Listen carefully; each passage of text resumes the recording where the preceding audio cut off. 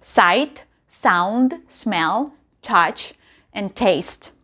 Every experience we have is made up of these 5 senses. Have you ever read a book and felt like being in the middle of the story? Writers use sensory language to create that experience. If you're a copywriter looking to create engaging, memorable, and compelling copy, you need to spice up your sentences with sensory words. Watch this video to find out how.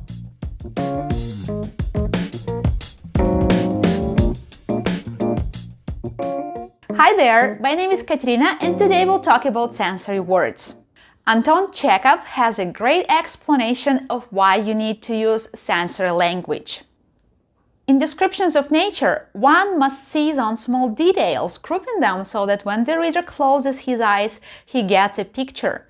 For instance, you have a moonlit night if you write that on the mill dam a piece of glass from a broken bottle glittered like a bright little star, and that the black shadow of a dog or wolf rolled past like a ball. Chekhov wrote these instructions to his brother, who was a novelist. A well-known quote attributed to Chekhov, "Don't tell me the moon is shining, show me the glint of light on broken glass," is the summary of these instructions. Sensory words create vivid images in the reader's mind. But who said that sensory language can only be used in the descriptions of nature? Chekhov didn't. And neither do I. Our B2B world is full of great voices.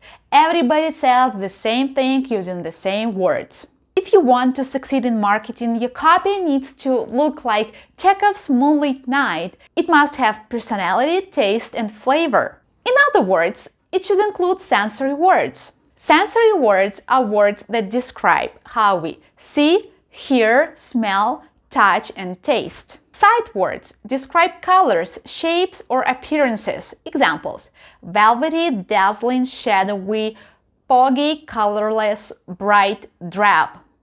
Sound words describe or even mimic sounds. Examples: mumble, buzz, boom, splash, trip, fizz, chirp. Touch words describe textures.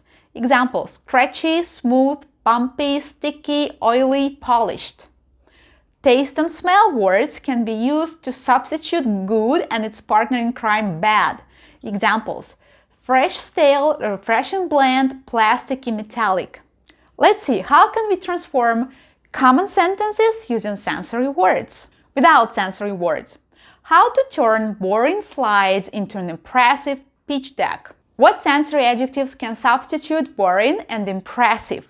Alternatives can include drab and glittering. How to turn drab slides into a glittering pitch deck. Drab and glittering aren't so common as boring and impressive, right? Your website is slow because it's full of interactive content. Increasing its speed will be difficult. How would the same sentence look with sensory words? Your website is heavy because it's jam-packed with interactive content. Shaving another millisecond off its loading time will be painful. And one more example. From simple to complex, we make perfect custom websites from scratch. I've seen tons of websites with exact same copy. That's why when I found the website scriptable solution, that felt like a breath of fresh air. Here's what they wrote on their website. From sweet and simple to flair and drama, we make websites from the ground up.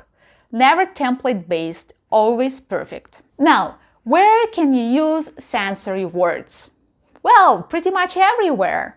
For example, when you're describing your service, we offer an effective SEO strategy to help your website rank in top search result positions. Let's rewrite this sentence using sensory words. With our SEO strategy, your website will soar to the first page of Google with an eye-popping speed. Or when you describe your product, let's look at a sentence without sensory words. A full-fledged recruitment platform to make global hiring easier. Now let's add there a bit of senses. Navigate the murky waters of global hiring with our recruitment platform.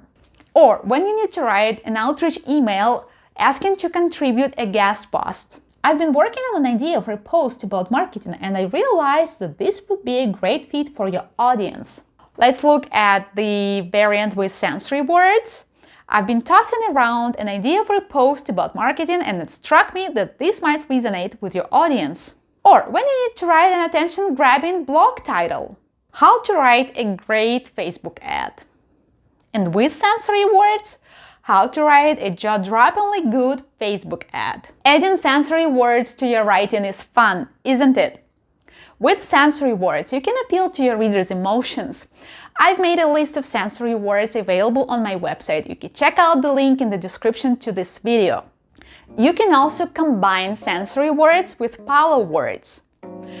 I'll talk about power words next week. Stay tuned and subscribe to this channel. I'll see you next time with a new video. Thank you for watching. Я Катерина. Пока-пока.